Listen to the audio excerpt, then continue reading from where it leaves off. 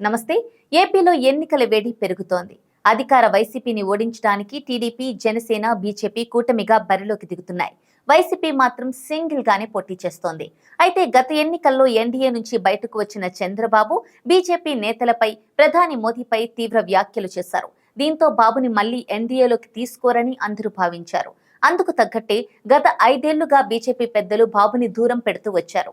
అయితే ఎన్నికల ముందు టీడీపీ, జనసేన ఏకమవడం, బీజేపీని కూడా కలుపుకుపోవాలని పవన్ బాబు భావించడం, ఇందుకు పవన్ చొరవ తీసుకోవడంతో బీజేపీ, టీడీపీ, జనసేన పొత్తు ఖరారైంది. అయితే బాబుని కలుపుకుపోవడంపై బీజేపీ నేతలకు తరచూ ప్రశ్నలు ఎదురవుతూనే ఉన్నాయి. ఈ క్రమంలో షాకి కూడా బాబు ప్రశ్న పలు సందర్భాల్లో ఎదురైంది. చంద్రబాబు గతంలో ప్రధాని మోదీ పైన చేసిన కామెంట్స్ పై కూడా ప్రశ్న ఎదురవగా కేంద్ర హోంమంత్రి అమిత్ షా స్పందించారు. టీడీపీ తిరిగి ఎన్డీఏలో చేరటం పైన కీలక వ్యాఖ్యలు చేశారు. 2019 ఎన్నికల సమయంలో నాడు చంద్రబాబు ఎన్డీఏ నుంచి బయటకు వచ్చారు. ఆ సమయంలో ప్రధాని మోదీ పైన సంచలన వ్యాఖ్యలు చేశారు. కాంగ్రెస్ కూటమితో జతకట్టారు. 2019 ఎన్నికల్లో ఓడిన తర్వాత చంద్రబాబు మౌనం పాటించారు. ఇప్పుడు తిరిగి ఎన్డీఏలో చేరారు. ఇదే అంశంపైన హోంమంత్రి అమిత్ షా స్పందించారు. ఇండియా టుడే ఎన్క్లేవ్ లో భాగంగా ఇదే అంశంపై స్పందించారు. చర్చలో భాగంగా యాంకర్ ఏపీలో పొత్తులను ప్రస్తావించారు. గతంలో ప్రధాని మోదీని టీడీపీ అధినేత చంద్రబాబు టెర్రరిస్ట్ అని వ్యాఖ్యానించారని గుర్తు చేశారు.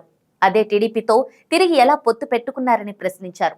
దీనిపైన అమిత్ షా స్పందించారు. తాము ఎన్డీఏ నుంచి చంద్రబాబును వెళ్లమని చెప్పలేదని క్లారిటీ ఇచ్చారు. చంద్రబాబు నిర్ణయం తీసుకుని వెళ్లిపోయారని స్పష్టం చేశారు. ఎన్నికల్లో ఓడిపోయారని అర్థం చేసుకుని తిరిగి ఇప్పుడు ఎన్డీఏలో కలుస్తానని తమ వద్దకు వచ్చారని అమిత్ షా వెల్లడించారు. దీంతో ఆయన్ను తిరిగి కలుపుకున్నామని వివరించారు.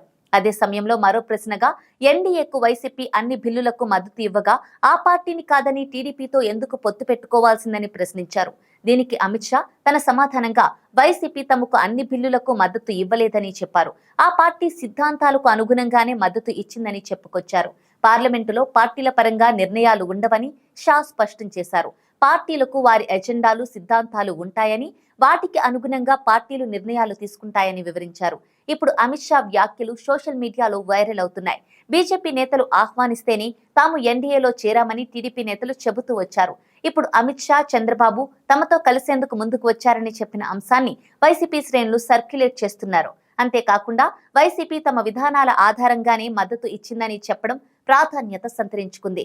షా వైసీపీ తీరుపై చాలా స్పష్టత ఇచ్చారు. ప్రజలు పార్లమెంట్లో ఓటింగును రాజకీయ సంబంధాలతో అనుసంధానిస్తారు. పార్టీలు ఎల్లప్పుడూ సమస్య ఆధారంగానే ఓటు వేస్తాయి. వైఎస్ఆర్సీపీ 3 సందర్భాల్లో మమ్మల్ని వ్యతిరేకించింది. ఈ అంశం జాతీయ ప్రయోజనాలకు సంబంధించినదని ఒప్పించిన తర్వాతనే మద్దతు ఇచ్చింది అని షా పేర్కొన్నారు. 2018లో ఎన్డీఏ నుంచి వెళ్లిన బాబు 6 ఏళ్ల తర్వాత లోక్సభ, అసెంబ్లీ ఎన్నికలలో గెలుపు అవకాశాలు పెంచుకోవడం కోసం తిరిగి ఎన్డీఏలోకి వెళ్లారు.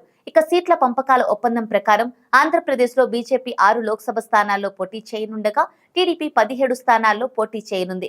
మిగిలిన 2 స్థానాల్లో జనసేన పార్టీ పోటీ చేస్తోంది.